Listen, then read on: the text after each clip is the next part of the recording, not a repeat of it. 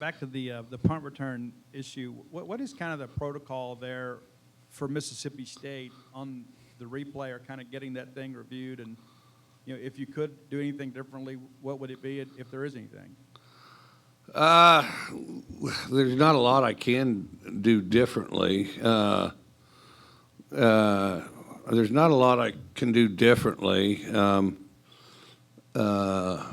I clearly have some thoughts. I just have to figure out if I'm interested in making an investment in airing those thoughts, and because so there is, sort of a price to play, this particular game. I've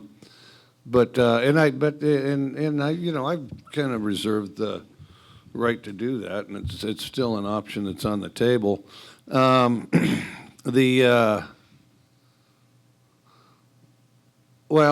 First of all, they said all plays are reviewed, and they already reviewed that one, is what was communicated to me.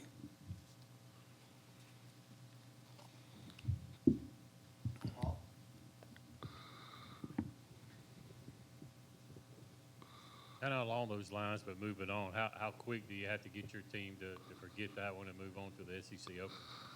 Well, our team doesn't need to worry about that. I mean, we had ample opportunities to do things different, one play aside. Well, actually, there may have been more that people would disagree on, and I think that's definitely the case. There were multiple questionable plays, but the biggest thing is we had that.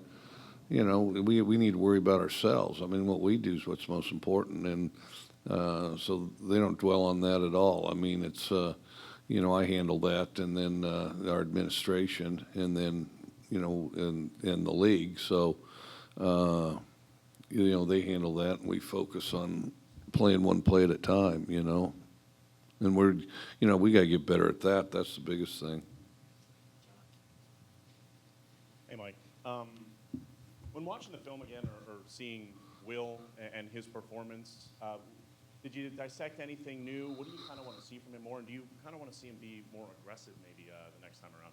I think all the above. I think all the above would be the quick way to say that. I think that, I think he started out good. I think he did a pretty good job leading the unit, but I think he did hit a period where he was inconsistent, and then I think that we got to, react quicker with the ball. It's not like to avoid sacks, react quicker. Sometimes it's that, but we need to get the ball as he goes through his progression. He needs to get the ball on him as quickly as possible, and sometimes we're too slow. Mike, going back to the punt, obviously everyone's posting a lot about it on social media. I mean, as social media has become more prominent, I guess, what's your message to maybe players to try to avoid that when it's going to be right in front of their face all the time? I told them I tell them to ignore it. And I don't think that that effort is particularly effective. Hopefully it reduces some, but I think. One day somebody's going to figure out how to eliminate social media from their team, and they're going to have a remarkably good team, and everybody's going to be amazed and wonder how it happened. Later in the ballgame, Will connected on some longer throws, some deeper throws, and really kind of showed some arm strength there. Is that a product of the defensive coverage they're playing at the time, or was it a matter of urgency? How would you kind of explain how he was able to do that later in the ballgame, maybe perhaps earlier not so much? I think we had some opportunities earlier. I do think the opponent's conscious of that, and tries to cover the deep stuff because they were playing a lot of cloud coverage and things like that. So it's not like they just give it to you, but I do think we have other opportunities, maybe not beyond them, but underneath, because there's a lot of space in there that we need to attack, and then. And he put it in play. I mean, did quite an impressive job of putting it in play. A lot of quarterbacks would like to have the day that he had, statistically. Right now we're good at right now we're only good at statistics. But statistically, they'd like to have a day like him. So, but the thing is there's just more to be had there, and we got to attack and get it, and some of it comes with the receivers and the linemen as well, everybody together. Memphis did a pretty good job in avoiding Tulu Griffin on those kick returns. Do you figure that teams are probably going to do that pretty much to him all the time? And how do you try to get him maybe involved in that side of the game? The biggest thing is block. We didn't block well. I mean, there's a return that's nearly identical to the one we brought back against NC State. Difference was we blocked against NC State. We didn't block against Memphis. Mike, you said after the Memphis game that you'll figure out what needs to be boosted in terms of whether it's morale or something else. You'll figure it out in the next day or so. Did you find that out, and what do you think it needs to be? Well, we're still battling through some of our youth and inexperience. I mean, it's we talk about Will like he's a veteran. This was his 9th start, and even that without the pedigree of numerous seasons before and red shirts and everything else. But we're just battling through that, and it's frustrating. And everybody wants it to move quicker, and we're where we are, and so we just have to try to improve every day and get better at it. And the thing is a portion of it, I think, is making these guys realize their potential. I think sometimes they don't fully appreciate where they are and where they've developed in the last year, and we got to somehow create that vision with them a little bit too. Makai Polk made some big plays for your offense this past weekend. Just what is it like to have a dynamic player like that to kind of run that air raid system? He does a good job. We recruited him at Washington State. We just didn't get him, and then he recruited us here at Mississippi State. It's it's kind of funny. We said, well, we catch a lot more balls at Washington State, and then we go to Mississippi State, and he goes, yeah, I want to catch a lot more balls, and so anyway, so he came here, so it was a good deal.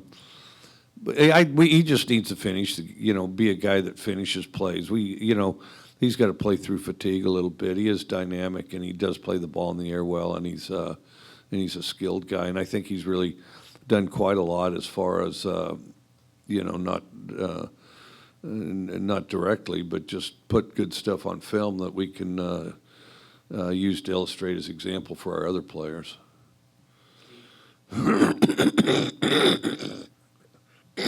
Coach, speaking of Tulu, I believe he didn't have a catch on Saturday. Is that really a byproduct of the defense kind of shading his way, and how do you maybe get him more involved in the offense?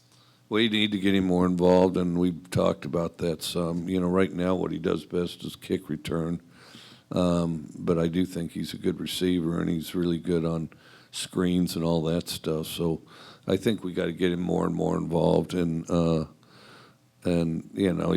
it was kind of in and out in camp, and so that was tough. And then, but he's we've got.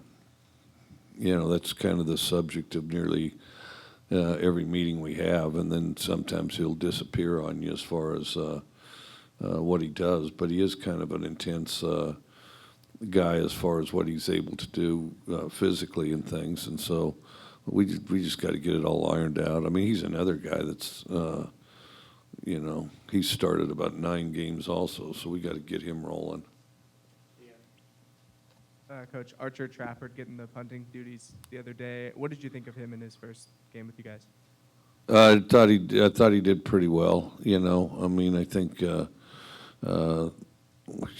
got to punt it less, obviously, but I thought he did a pretty good job. Coach Orgeron talked a little bit today during his press conference about being embarrassed by last year's game and the numbers you guys were able to put up against them. I mean, when you reflect on last year, how much of that do you kind of use as you prepare for this week? Well, not a lot, because they've changed a lot of coaches over there, so it's pretty tough. There's really not much crossover, at least as far as the personnel that's calling it and their coaches. So, you know, and I think Ed's more involved is what I heard. I don't know that for sure, but, so anyway, we're taking what we got. What stands out to you about what LSU does on defense? You know, it's just kind of a fundamental defense that, yeah, that they're very fundamental. They, you know, they like kind of the combination of man and various shell zones, and then and they're a four-man front. They don't mess with three-man front a whole lot, and you know, very basic, and very committed to what they do, and sometimes those type of defenses are the most dangerous. Like a quick little two-parter here, but one, I mean, back to last year, I mean, it must have been a pretty special day for you going in there and taking down the defending national champs in your first game as Mississippi State's coach. I mean, what really kind of stood out to you about last year's game, and does that kind of go down as one of your favorite, if not your favorite, memories in your tenure here so far? It was a good game. It was just such a swirl of, well, you know, what was happening all over the place. You know, I mean, there's a point to where I can't remember how close to, but didn't know if we were going to play or not. You know, everybody's messing with this COVID stuff and COVID this, COVID. I mean, and that was back, you know, keep in mind, that was just still at the point where, you know, everybody loves saying COVID. I mean, that was, you know, the newness hadn't worn off. People would say COVID 5 times just to get a good taste in their mouth, and so then we go there, and then we're very happy we had the opportunity to play. Thrilled about that, and then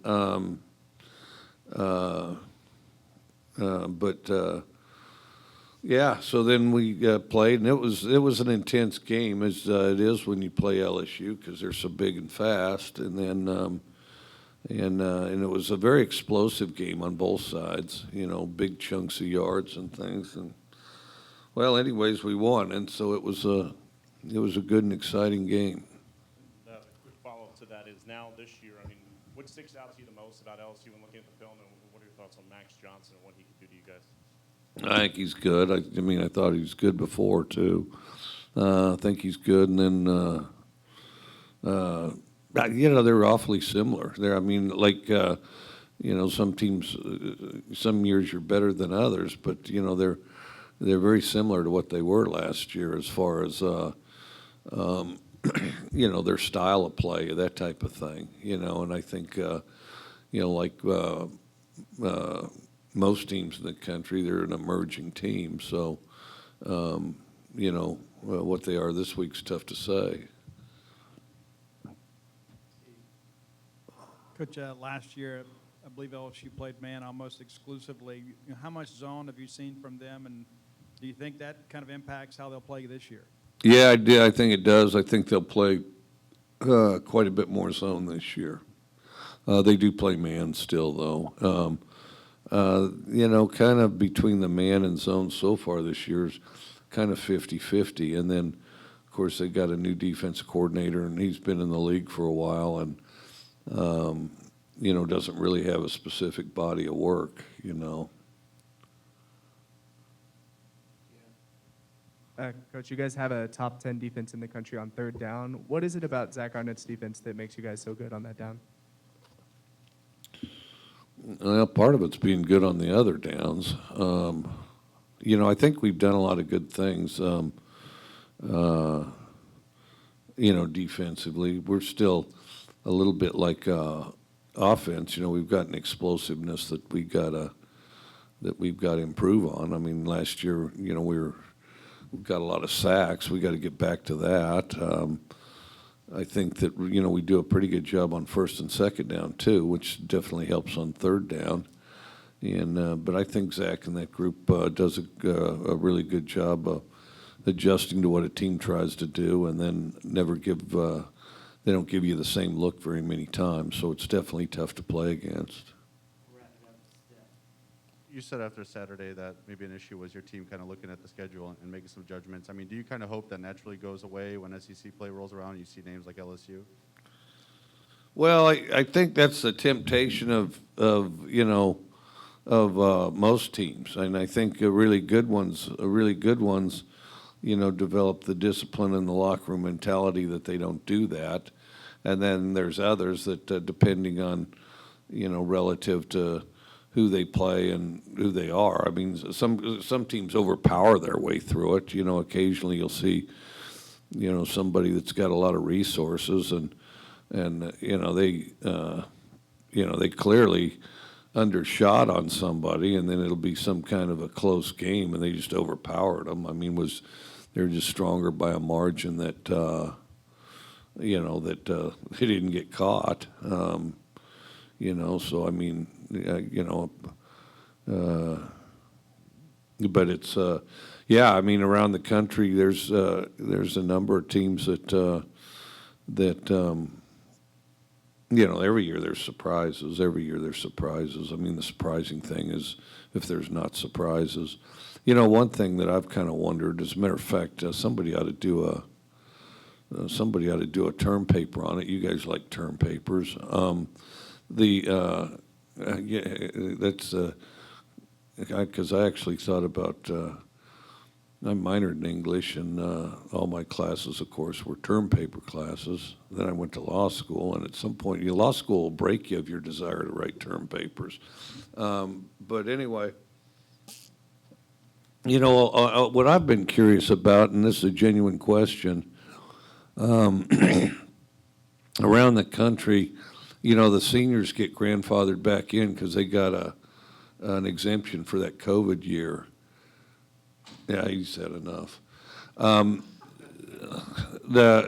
got an exemption for that COVID year, and I'm wondering what impact that has. Like, for example, we have very, very few that we didn't have many seniors, but we have very few that